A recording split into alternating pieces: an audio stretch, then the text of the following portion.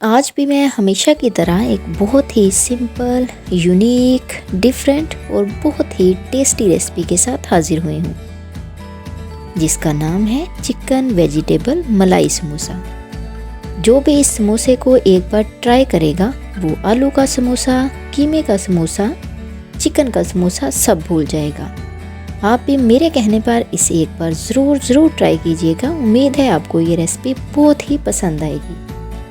तो चलिए इसको बनाना स्टार्ट करते हैं।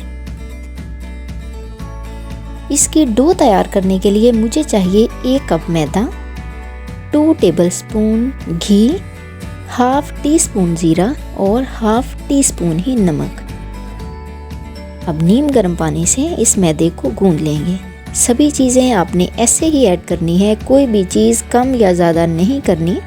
और इस डो को नॉर्मल आटे से थोड़ा हार्ड रखना है।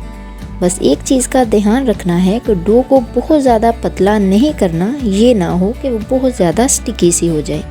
थोड़ी सख्त रखेंगे तो वो हाथों को चिपकेगी नहीं और समोसे की शेप भी अच्छी बनेगी। डो को हमने तैयार कर लिया है। अब इसका एक पेड़ा सा बना लेंगे और इसे कवर करके 15 से 20 मिनट के लिए छोड़ देंगे ताकि डो हमारी अच्छे से सेट हो जाए। सबसे पहले फिलिंग तैयार करने के लिए 2 टेबलस्पून ऑयल को अच्छी तरह गर्म करेंगे। फिर इसके अंदर हाफ कप चॉप की हुई गाजर डालकर 1 से 2 मिनट लो फ्लेम पर फ्राई करेंगे। अब इसके अंदर 2 चम्मच भर के शिमला मिर्च बारीक चॉप की हुई डाल देंगे और साथ ही आधा कप श्रेड किया हुआ चिकन, 2 से 3 सब्ज़ मिर्च, हाफ टेबल स्पून नमक डालेंगे। अब इन तमाम चीज़ों को अच्छी तरह मिक्स करेंगे और कवर करके 5 मिनट के लिए छोड़ देंगे। ज़्यादा कुक नहीं करेंगे ताकि सब्जियों का क्रंच बरकरार रहे। 5 मिनट बाद सब्जियां हमारी तकरीबन 80% तक सॉफ्ट हो गई हैं। अब इन्हें ठंडा करेंगे और इनके अंदर 2 टेबलस्पून चिली गार्लिक सॉस और 2 टेबलस्पून ही मेयोनीज डालकर अच्छी तरह मिक्स कर देंगे और इस कढ़ाई को रख देंगे साइड पर। डो को रखे हुए 18 मिनट हो गए हैं और ये बहुत अच्छे से सेट भी हो गई है। इसे अब 2 इक्वल हिस्सों में काट कर इनके पेड़े बना लेंगे, जैसे हम रोटी की तरह पेड़े बनाते हैं। अब नेक्स्ट स्टेप में मैंने किसी साफ़ सुथरी सरफेस पे थोड़ा सा मैदा डस्ट करना है और इन पेड़ों की रोटियां बना लेनी है। डो को हमने थोड़ा हार्ड रखा था, इसलिए इसकी रोटी को बेलना भी आसान हो गया है। कुछ इस तरह से हमने अपनी रोटी को बेल लिया है। अब किसी पिज़्ज़ा कटर या छुरी से इसके किनारों को रिमूव कर देंगे। किनारों को ऐसे काटना है कि रोटी हमारी स्क्वायर शेप में कट जाए। अब मज़ीद इस रोटी को 4 इक्वल हिस्सों में काट देंगे कि हर हिस्सा स्क्वायर शेप का हो। अब जो फिलिंग हमने तैयार करके रखी है उससे 1-1 चम्मच चारों हिस्सों पर रख देंगे।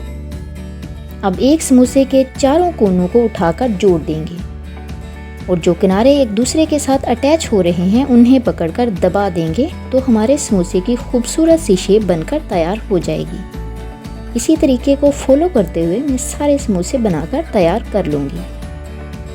अब फ्राई करने के लिए मीडियम फ्लेम पर ऑयल को गर्म करेंगे और एक समोसा आराम से डालते जाएंगे।